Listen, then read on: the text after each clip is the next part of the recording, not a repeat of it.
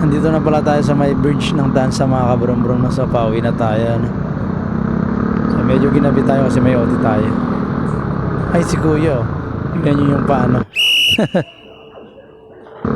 Nakababa yung paa ni kuya, no? So siguro pagod na to, di kaya nangalay yung paa niya. Silipin nga natin yung kabila. Baka kabila pa yung mga kabrum-brum, eh. So nga, no? So ngalay siguro si kuya, kaya siguro nakaganyan, no? Eh si kuya talaga, eh. Ang layo-layo siguro ang biyahe niyan mga kabrum-brum. So liliko na tayo mga kabrum-brum, no? So uwi na tayo, no? So dito pala sa Paliko, yan yung papasok na ang Bukal mga kabrum-brum. Sa pakanan naman sa Omboy,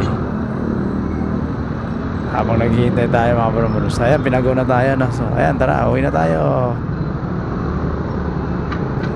Oops. Oh my God! Aba, wala namang U-turn dyan, eh. Bagyo U-turn, no? So si kuya, eh, ayaw pa umikot doon sa kabila, no? So ayan mo na, nandun na, eh. Ayun mga kabrum-brum, so patok na tayo sa may Bukal. So dito yan ay sa may waiting shade, waiting shade ng mga pasaheros, no? So mga kabrum-brum, medyo lahat ng mga kasalubong nyo dito wala na mga helmet yan, no? Kasi looban na to ng Bukal mga kabrum-brum. So pauwi na tayo. Ayan, gabing-gabi na mga kabrum-brum. So ayun, wala na mga helmet niya mga kabrum-brum. Okay, sige, hapit. Hapit. Overtake. Ayan, overtake tayo mga kabrum-brum. Ginabi na tayo, eh. Uwi na tayo. So anong oras na din naman, eh. Sige, kahit madilim ang kalsada mga kabrum-brum. Sarap naman talaga magpatakbo, eh. So kaya talaga minsan pag kabisado mo daan mga kabrum-brum, so diretso talaga yung takbo, eh. So may gasolinahan pala dito, no? Sa amin, no? Malapit lang sa amin, no? So malapit na tayo dito sa may tinatawag nilang shortcut mga kabrum-brum.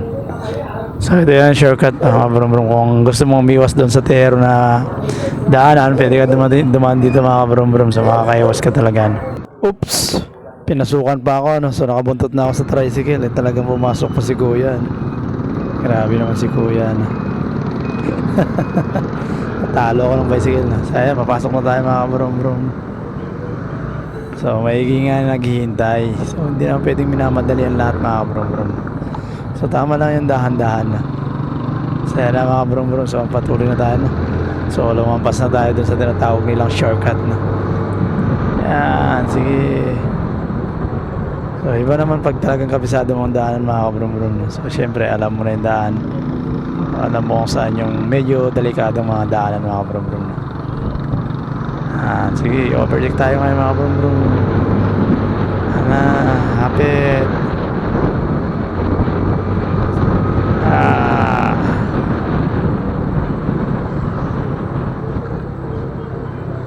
Sana mga kabrum-brum, malapit na tayo sa atin. So dito sa papasok pala sa atin, marami na nagbebenta dito, ano? So maraming mga tindahan. So ayan, meron namang Q-Mart, merong Dali. So liliko tayo dito sa kanan. So pa Springtown na yung mga kabrum-brum, no? So ayan yung Q-Mart, oh. So ayan na mga kabrum-brum. So Springtown na to, no? Ayan. So medyo madilim ang papasok ng Springtown, no? Kasi wala pang mga ilaw masyadong dito sa street light, no? So dito ako nakatira pala mga kabrum-brum, no?